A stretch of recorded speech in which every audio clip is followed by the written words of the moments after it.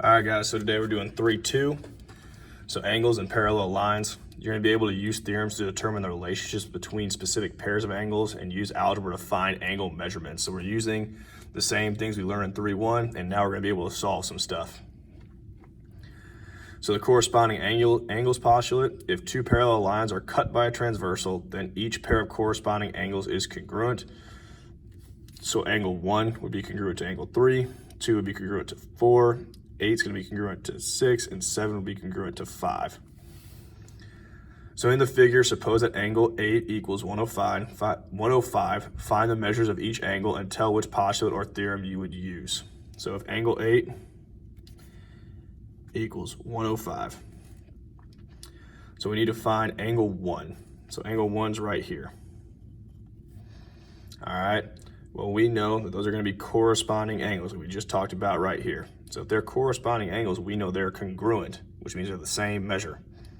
So angle 1 will be 105 degrees, and we know that because they are corresponding angles. So angle 2 is right here. So now we have angle 1 is 105. Angle 2.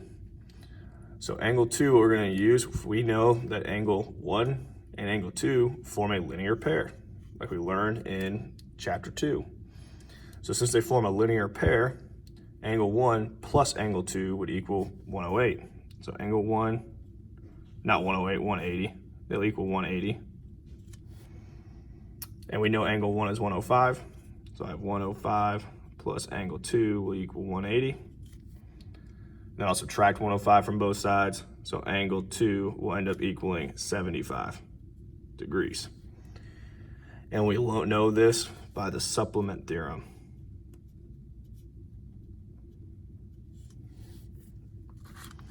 So now we gotta find angle 3, which is right here. We have angle 1 is 105 and angle 2 is 75. Wow, and I write 70, 75. Okay, so now we need to find angle 3. Well, angle 1 and angle 3 are vertical angles. And you could also say that 8 and 3 are alternate interior angles. But we know that the vertical angle theorem tells us that vertical angles are congruent. So 1 and 3 will be the same. So angle 3 is 105 by the vertical angles theorem. Little study tip here. So angle relationships. These theorems generalize the relationships between specific pairs of angles. If you get confused about relationships, you can verify them with the method you use in example 1, using only corresponding vertical and supplementary angles. Since postulates are accepted without proof, you can use the corresponding angles postulate to prove each of the theorems above. And so here's a paragraph proof for you. Alternate interior angles theorem. Given A is parallel to B and T is a transversal of A and B, prove that 4 is congruent to 5 and 3 is congruent to 6. So we are given that A is parallel to B with a transversal T. So just our given information here. So by the corresponding angles postulate, this guy right here, corresponding angles are congruent. So 2 is congruent to 4, 6 is congruent to 8, and also 5 is congruent to 2, and 8 is congruent to 3 using a vertical angles are congruent theorem. Therefore, 5 and 4 and 3 and 6 are congruent since the congruency of angles is transitive. So all the properties, we have to know all those properties we learned from chapter 2 as well. So parallel lines and angle pairs. So here we're talking about the other angle relationships we had. So alternate interior angles theorem. If two parallel lines are cut by a transversal, then each pair of alternate interior angles is congruent. So 2 and 4 are going to be congruent, and 1 and 3 will be congruent. Consecutive interior angles theorem. If two parallel lines are cut by a transversal, then each pair of consecutive interior angles is supplementary. So 1 and 2 and 4 and 3 will be supplementary because they're the consecutive interior angles theorem. And remember, supplementary means they will equal 180 when you add them up. Alternate exterior angles theorem. If two parallel lines are cut by a transversal, then each pair of alternate interior angles is congruent. So 5 and 7 are congruent, and 6 and 8 will be congruent. So go ahead and flip to the back.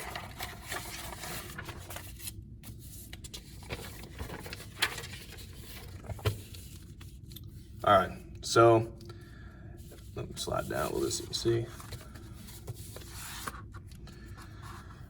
Refer to the diagram above or below to find each angle measure. Tell which postulate or theorem you used. So if angle 1 is 100, find angle 4. So if this angle 100 is 100, we need to find angle 4. So what we're going to do here, angle 1 is going to be congruent to this angle right here. Like these two, this angle would be congruent to this angle right here. And then these angles, 1 and 4, or like this angle 1, which is 100. So this would be 100 as well right here. This is, again, a linear pair, so they add up to 100, or 180. So we would have 100 plus angle 4 equals 180. So now just subtract 100. So angle 4 will equal 80. And that is our supplement theorem, just like we used on the front. So if angle 3 is 70, so this guy equals 70, find angle 4. Well, angle 3 and angle 4 are alternate exterior angles, and alternate exterior angles are congruent, so then angle 4 will equal 70 as well, and that's by the alternate exterior angles theorem. Study tip: the postulates and theorems you will be studying in this lesson only apply to parallel lines cut by a transversal. You should assume that lines are parallel only if the information is given or the lines are marked with parallel arrows. And remember, the arrows look like this guy right here. Okay? These only work for parallel lines. They do not work for anything else. Perpendicular transversal theorem. In a plane, if a line is perpendicular to one of two parallel lines, then it is perpendicular to the other. So if line A is parallel to line B, so if these two are parallel, and line A is perpendicular to T, so this is perpendicular to this, then B will also be perpendicular to T. So let's do another example. We're going to use the figure shown to find the indicated variable. Explain your reasoning. So if angle 2 is 4x plus 7, and angle 7 is 5x minus 13, find x. So we have angle 2 is right here, and angle 7. Well, those are alternate exterior angles, which we know they are congruent, which means they are equal.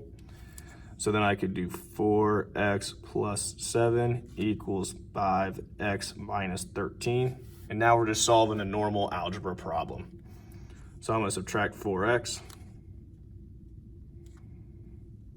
So then I get 7 equals x minus 13. I will add 13. So x will equal 20. And we know that our reasoning will be because of alternate exterior angles. So now we're going to find y if angle 5 equals 68 and angle 3 equals 3y minus 2. So we have angle 5 and angle 3. Well, those are going to be consecutive interior angles, and consecutive interior angles are supplementary, which means they add up to 180. So angle 3 plus angle 5 will equal 180. So now I can just substitute my stuff in. Angle 3 is 3y minus 2 plus 68 is for angle 5 equals 180. And now we have a normal algebra problem again. So I'm going to have 3y. I'm going to combine these like terms. So negative 2 plus 68 will be positive 66 equals 180. I'm going to subtract 66 from both sides. So then I get 3y equals 114. And then I divide by 3 on both sides, so y will equal 38. And again, the reason why we knew that these would add up to 180 is because they are consecutive interior angles.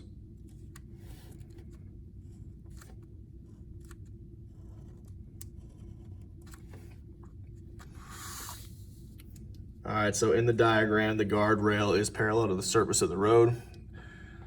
roadway and the vertical supports are parallel to each other. Find the measurements of angle 2, 3, and 4. All right, so angle 2. So 93 is right here. So angle 2 would be an alternate interior angle. So angle 2 is going to be 93 because alternate interior angles are congruent. To find angle 3, so if this side is 93, all right, that means this side would be 93 as well, okay, because then they would be corresponding, which corresponding are congruent. So then angle 3, I would use my supplement theorem. So angle 3 plus 93 would equal 180.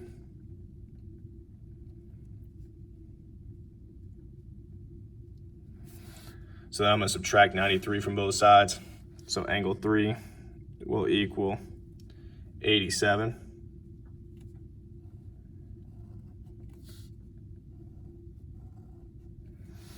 And then the last one, so this is 87. And then we got angle 4. So if I look at angle 3 here, right, this would be also, this angle right here would be congruent. This would be 87 to angle 3.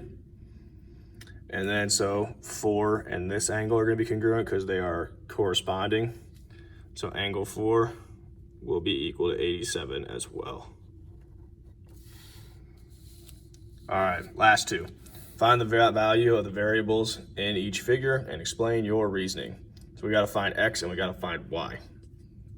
So to find x, these two angles are going to add up to 180 because they are forming a linear pair. So I would have x plus 55 equals 180. I subtract 55 from both sides. So x is going to equal 125. And then x and y are alternate interior angles, and alternate interior angles are congruent. So y is also going to equal 125.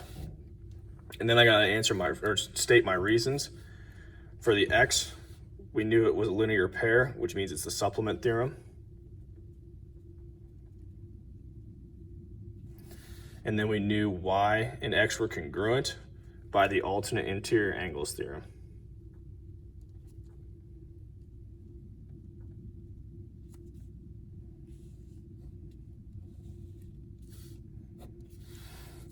And the last one here, so we're going to find x.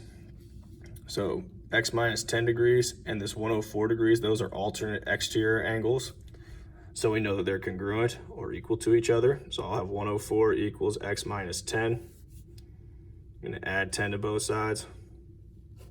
So 114 will equal x. And again, we knew that by our alternate exterior angles theorem.